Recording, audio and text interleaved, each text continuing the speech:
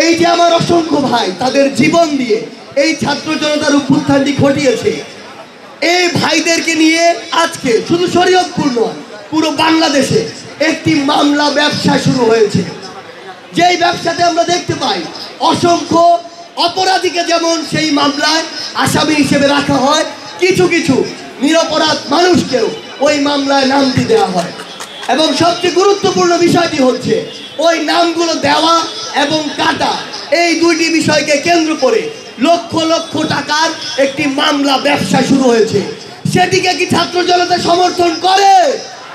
করুন। আমরা স্বরাষ্ট্র উপদেষ্টা সহ যারা স্বরাষ্ট্র মন্ত্রণালয়ে রয়েছে, বাংলাদেশ পুলিশে রয়েছে, তাদের সকলকে একটি বার্তা স্পষ্ট করে দিতে চাই, কোনো একটি মামলায় কারো নাম দেখলে তার বিরুদ্ধে ফায়ার করা যাবে না।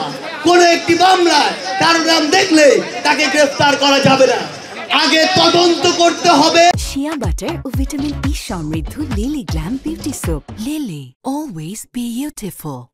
তদন্ত সাপেক্ষে তার যদি ওই হত্যায় কিংবা অপরাধে সংশ্লিষ্টতা পাওয়া যায়, তারপরে আপনি তাকে গ্রেফতার করুন। তার পূর্বে গ্রেফতার খেলা যাবে না। আমাদের জায়গা থেকে স্পষ্ট বার্তা, কেউ একজন জেলা প্রশাসক হোক, বিভাগীয় কমিশনার হোক, সচিব হোক কিংবা পুলিশের কোনো একজন ঊর্ধ্বতন কর্মকর্তা হোক, যদি অপরাধী হয়, যদি তার বিরুদ্ধে দুর্নীতির অভিযোগ থাকে, অর্থ আত্মসাতের অভিযোগ থাকে, যত বড় অফিসারই হোক না কেন, তারও আইনের আওতায় এনে বিচার করতে হবে। এই যে আমাদের শরীয়তপুর জেলা, এই শরীয়তপুর জেলা আমরা দেখি যে এই দক্ষিণবঙ্গের অংশ হওয়ার কারণে, পদ্মা সেতুর এপার হওয়ার কারণে উন্নয়নে আমরা ভেবেছিলাম ফরিদপুর শরীয়তপুর যে জেলা সেটি উন্নয়নের জোয়ারে ভেসে গিয়েছে। কিন্তু আজকে যখন ঢাকা থেকে আসি, যে রাস্তা দিয়ে আসলাম, মনে হচ্ছে একবার কাঞ্চনজঙ্ঘা দিয়ে যাচ্ছি, একবার হিমালয় দিয়ে যাচ্ছি। মনে হচ্ছে একবার ওই যে কিলিমানজারো রয়েছে কিংবা রকি পর্বত, আলপস মাউন্টেন, সেগুলো দিয়ে যাচ্ছি।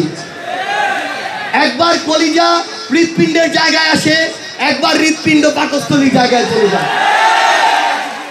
এই যে রাস্তাগুলো, এই রাস্তাগুলো এত যে উন্নয়নের গল্প দেওয়া হয়েছে, বড় বড় মেগা প্রজেক্ট করা হয়েছে, এই মেগা প্রজেক্ট কতটা কার্যকরী ছিল শরীয়তপুরে একজন মানুষ যখন ওই পদ্মা সেতু পার হয়ে আসতে যায়, তখন সেটার স্পষ্ট দৃষ্টান্ত দেখা যায়। আমরা শরীয়তপুরের যারা দায়িত্বে রয়েছে, প্রশাসন বলি, রাজনৈতিক নেতৃবৃন্দ বলি, সকলকে স্পষ্ট করে একটি কথা বলে দিতে চাই, বিগত 16 বছরে এসব করার কারণে পরিণতি কি হয় তা যদি দেখতে চান, হাসিনাকে দেখুন, সালমান এফ রহমানকে দেখুন, ডিবি হারুনকে দেখুন, আরো যত মুরগি গরু ছাগল রয়েছে, ওই ওবায়দুল কাদের মতো হাঁস রয়েছে, তাদেরকে দেখুন।